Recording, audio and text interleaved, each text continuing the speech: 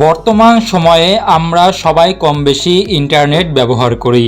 Facebook, YouTube, Instagram, Google কিংবা বিভিন্ন ওয়েবসাইটে প্রতিদিন অসংখ্য মানুষ সময় কাটাচ্ছে।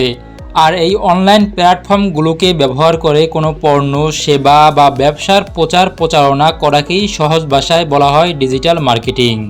সহজভাবে বললে আগে কোনো ব্যবসার প্রচারের জন্য পোস্টার, লিফলেট, ব্যানার, পত্রিকা, টেলিভিশন কিংবা রেডিওর উপর নির্ভর করতে হতো।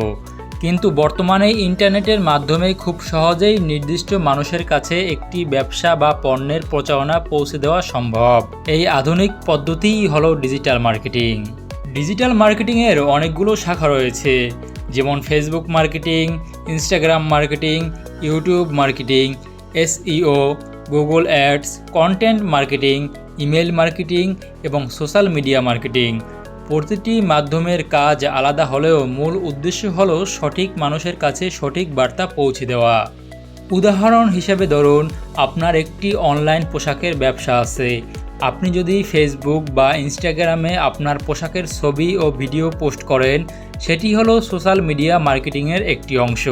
আবার আপনি যদি টাকা খরচ করে নির্দিষ্ট বয়স, এলাকা বা আগ্রহের মানুষের কাছে বিজ্ঞাপন দেখাতে চান, সেটি হলো পেইড অ্যাডভার্টাইজিং বা বিজ্ঞাপন ভিত্তিক মার্কেটিং। অন্যদিকে কেউ যদি গুগলে বেস্ট ডিজিটাল মার্কেটিং এজেন্সি লিখে সার্চ করে এবং আপনার ওয়েবসাইট সেই সার্চের ফলাফলে উপরের দিকে আসে, তাহলে সেখানে গুরুত্বপূর্ণ ভূমিকা রাখে SEO বা সার্চ ইঞ্জিন অপটিমাইজেশন। ডিজিটাল মার্কেটিংয়ের সবচেয়ে বড় সুবিধা হলো আপনি খুব নির্দিষ্ট মানুষের কাছে আপনার পণ্য বা সেবার প্রচারণা পৌঁছে দিতে পারেন। পাশাপাশি কতজন মানুষ আপনার বিজ্ঞাপন দেখেছে, কতজন ক্লিক করেছে, কতজন আপনার ওয়েবসাইটে এসেছে এবং কতজন পণ্য কিনেছে, এসব তথ্য বিশ্লেষণ করা যায়। আরেকটি গুরুত্বপূর্ণ বিষয় হলো ডিজিটাল মার্কেটিং শুধু বড় কোম্পানির জন্য নয়। ছোট ব্যবসা, অনলাইন শপ, ফ্রিল্যান্সার, ব্যক্তিগত ব্র্যান্ড, ইউটিউবার কিংবা নতুন উদ্যোক্তারাও ডিজিটাল মার্কেটিং ব্যবহার করে নিজেদের পরিচিতি ও ব্যবসা বাড়াতে পারেন।